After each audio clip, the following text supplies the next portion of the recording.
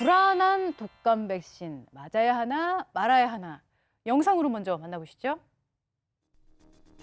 상온 노출로 멈춰있던 독감 백신 접종이 재개된 지 18일째. 중고생을 시작으로 현재 만 62세에서 69세까지 백신 접종이 진행되고 있는데요. 하지만 한 차례 중단된 독감 백신에 대한 불안감은 해소되지 않고 있습니다. 게다가 독감 백신 접종 이후 사망했다는 신고가 늘고 있는 상황. 질병관리청은 사망과 백신 접종은 관계가 없다고 발표했지만 불안감은 여전한 상황인데요. 독감 백신에 대한 오해와 진실, 지금 샅샅이 파헤쳐 봅니다. 네, 이번 주부터 62세 이상 독감 무료 접종이 다시 시작이 됐는데 네. 요새 뉴스에 독감 예방 접종 관련해서 이런저런 얘기들이 너무 많이 나오다 보니까 맞아야 되나 말아야 되나 맞아요. 고민이 되는 건 사실이거든요. 교수님 실제로 병원에서 보시기에 예년에 비해서 접종자가 어떻게 좀 늘었나요, 줄었나요? 네, 이렇게 예년에 비해서는 주는 느낌을 분명히 갖고 있는데요. 예. 특히 이제 무료 접종을 예를 들어서 말씀을 드리면요. 올해 독감 백신 무료 접종 대상자가 한 1,900만 명 정도 되는데요. 지금 1,000만 명 조금 넘게 접종을 받아서 접종률이 52.7% 된다고 알려져 있습니다. 그런데 이것이 예년보다 좀 낮아져 있는 그런 형편이고요. 그리고 특히 임산부는 한 36% 정도밖에 접종을 하지 않았어요.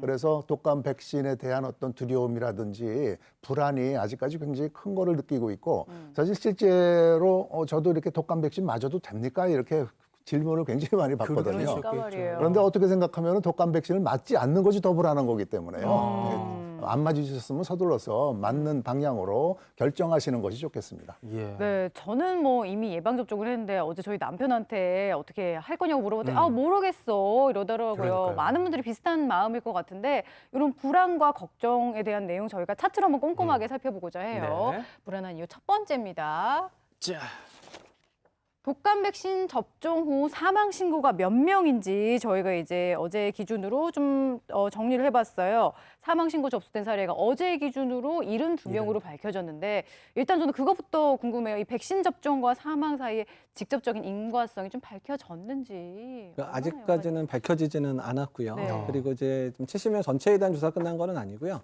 초기 사망했었던 한 30여 명에 대한 조사들을 해보면 부검 사례 중에서는 일단 뭐 뇌졸중이라든지 심근경색과 같은 단 혈관 질환에 의한 사망자들이 대부분 발견됐고 백신하고의 직접적인 연관성은 없다 이렇게 밝혀지고 있습니다. 그래서 일단은 지금 현재 주로 사망자의 연령대가 70대에서 80대에 몰려 있기는 한데 워낙에 좀 기저질환이 많으신 분들이라 여러 가지 상황들이 그런 것들을 이제 좀 촉진시키지 않았을까 이렇게 생각을 하고 있는 상황입니다. 네. 근데 그렇게 말씀을 하셔도 이제 저같이 의학 지식이 없는 사람들은 접종을 하고 수일 내에 뭔가 나쁜 상황이 생겼어. 그러면 이거 접종 때문 아니야? 그렇게 생각이 되잖아요. 예. 그러니까 이제 사망자 통계들을 이제 보게 되면은요. 그러니까 이제 우리나라의 사망자 통계를 보게 되면 그러니까 이 독감 백신 접종 시기의 사망자들을 보게 되면 이제 한 일주일이나 사망한 사람이 1,500명 정도 된다 이렇게 나오기는 하는데요. 근데 이제 미국에서 이런 걸 똑같이 조사한 적이 있었습니다. 네. 근데 미국 조사 결과들을 보게 되면 일단은 사망자가 다른 기간의 사망자보다 늘어나진 않더라. 그리고 사망의 원인을 분석을 해봤더니 일단은 이런 독감 백신 철회 사망자의 그런 원인하고요. 독감 백신을 맞는 시기 아닌데 사망률을 조사를 해봤더니 두 개의 차이가 없다. 이런 게 보이고 있어서 아마도 우리나라의 이제 여러 가지 뭐 정경 청장이 얘기하는 데이터나 미국의 데이터를 보게 되면 이런 원래 가지던 기저질환이 갑자기 나빠지거나 하는 것 또는 이제 어르신들 같은 경우는 이제 혈관 질환이 많이 생길 수 있기 때문에 네네. 급사하거나 이런 일들이 꽤 많기 때문에 이제 그런 부분일 가능성이 높겠다. 그래서 인과관계가 보다는 기저질환이 악화된 경우가 더 많지 않을까 이렇게 이제 많은 이제 전문가들이 지금 의견을 내고 있는 상황입니다. 근데 이런 이제 백신에 대해서 관심이 쏠리다 보니까 전에 없이 저희가 맞는 백신의 종류에 대해서도 좀 관심을 갖게 되더라고요. 이번에 맞는 백신은 뭐 작년이나 재작년에 우리가 접종했던 백신과 비슷한 종류인지 또 그때는 이런 백신 사고가 접수된 사례가 있는지 없는지도 궁금해요, 이 교수님. 네.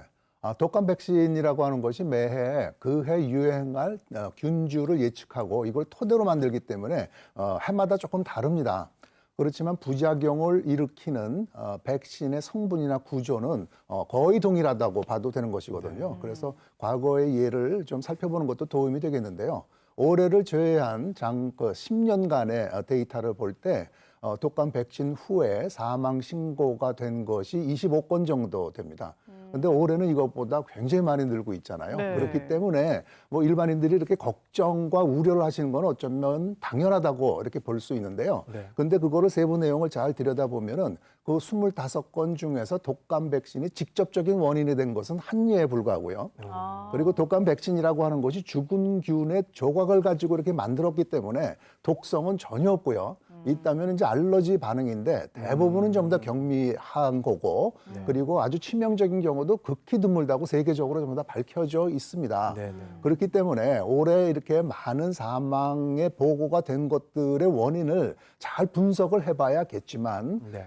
우선적으로는 질병관리청의 권고대로 아직까지 접종을 받지 않으신 분들은 접종을 받아주는 것이 좋을 거라고 생각합니다. 그러니까 일단은 전체적인 관점에서 기저질환이라든지 평소의 건강 상태, 뭐 과민 반응, 알레르기 이런 것들을 종합적으로 판단해야 된다. 이렇게 좀 생각하시면 될 것 같고요. 두 번째 오해와 진실 포인트 한번 보겠습니다. 무료 독감 백신은 중국산이다. 야, 이게 어떻게 지금 제가 설명을 드려야 될지 모르겠네요, 교수님. 그러니까 지금 현재 중국산은 전혀 수입이 되고 있지 않습니다. 아, 그러니까 예. 일단 이제 우리나라 자체에서 생산되는 백신이 2개 회사에서 만드는 백신들이 있고요. 그다음에 외국에서 직접 이제 완제품이 수입되는 것도 있는데 또 우리나라 백신 회사가 만드는 거지만 유럽 회사에서 만드는 원료를 수입해서 그냥 패키지만 만드는 게 있는데 모든 게 우리나라 거 아니면 유럽에서 이제 수입된 그런 네. 재료들로 만들고 있기 때문에 중국산으로 만드는 백신은 전혀 없다. 그리고 또 유료 독감이나 무료 독감이나 회사 유통되는 회사들이 다 같기 때문에 전혀 이제 그 품질이나 이런 거 차이는 전혀 없다. 이렇게 생각하시면 될 것 같습니다. 네.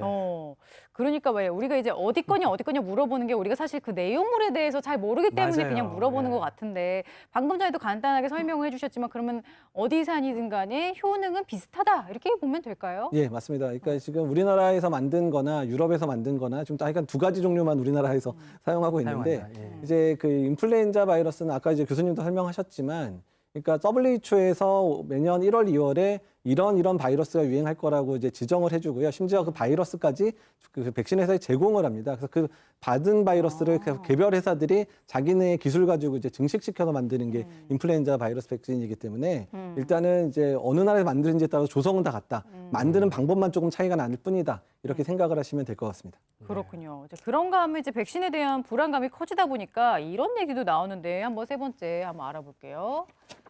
백신보다 오히려 자체 면역력이 효과적이다. 그러니까 평소에 좀 건강 관리를 잘 해놓으면 오히려 괜찮을 수 있다. 이런 얘기인 것 같은데 이덕철 교수님께서 또 면역력에 대해서 전문가시잖아요. 어떻게 보시나요?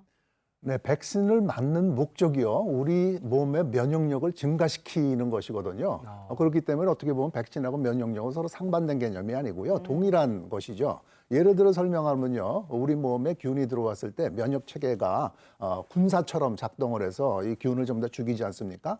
그런데 우리 면역 세포에 균의 정보를 미리 입력시켜 놓으면 훨씬 더 효율적인 싸움을 할 수 있겠죠. 이런 것이 바로 백신의 역할이 되겠습니다. 그렇기 때문에 이제 건강 생활 습관 같은 걸 통해서 면역력을 자체적으로 높이는 것도 굉장히 중요하지만요. 백신을 맞는 것이 훨씬 더 중요한 면역 강화의 방법이라고 하는 것을 이해하는 것이 좋겠습니다. 네, 정말 뭐 걱정이 늘어가는 상황일수록 검증 안 된 정보에 휘둘리지 않도록 좀 조심해야 될 것 같고요. 그런 의미에서 마저 하나 또 볼게요. 부작용은 없을까? 원래 그 있었던 부작용들은 있죠, 조금이라도. 네. 사실 모든 백신이 부작용이 없는 백신은 없는데요. 예. 대부분은 경미하고 감당할 만한 부작용들, 주로 뭐 접종 부위가 아프다든지 약간 좀 미열이 난다든지 하는 그런 아주 가벼운 부작용들이 많고요. 아주 중증 부작용 같은 경우는 이제 백신을 맞고 이제 보통 1시간 이내에 쇼크가 오는 아나필락틱 쇼크가 이런 게 있긴 있는데요. 네. 아나필락시스 같은 경우는 이제 이 백신에 알레르기가 있어서 생기는 반응이다 보니까 본인의 체질적인 문제로 일어날 수 있어서 예전에 그런 반응이 있었던 분은 접종을 이제 하시면 안 되는 상황이고요. 그다음에 이제 독감 백신이 이제 일부는 유정란, 그러니까 계란에서 만들다 보니까 계란 성분에 아주 이제 심각한 그런 이제 알레르기가 있는 분들 같은 경우에 백신 접종을 하지 말라고 좀 하고 있거든요. 이제 그런 분들 같은 경우는 이제 세포 배양이라 그래서 계란을 사용하지 않은 백신을 맞도록 유도를 현재 하고는 있습니다. 그렇군요. 그러니까 원래도 우리가 독감 예방접종 뭐 부작용이라기보다는 그날은 약간 미열이 있을 수 있고 몸살기가 있을 수 있고 그런데 올해는 조금 더 이제 그 부분에 대해서 좀 불편하게 받아들이시거나 불안하게 느끼시는 분들이 있을 것 같아요. 예방접종할 때 특히 주의할 점 다시 한번 좀 강조를 해주세요, 교수님. 네.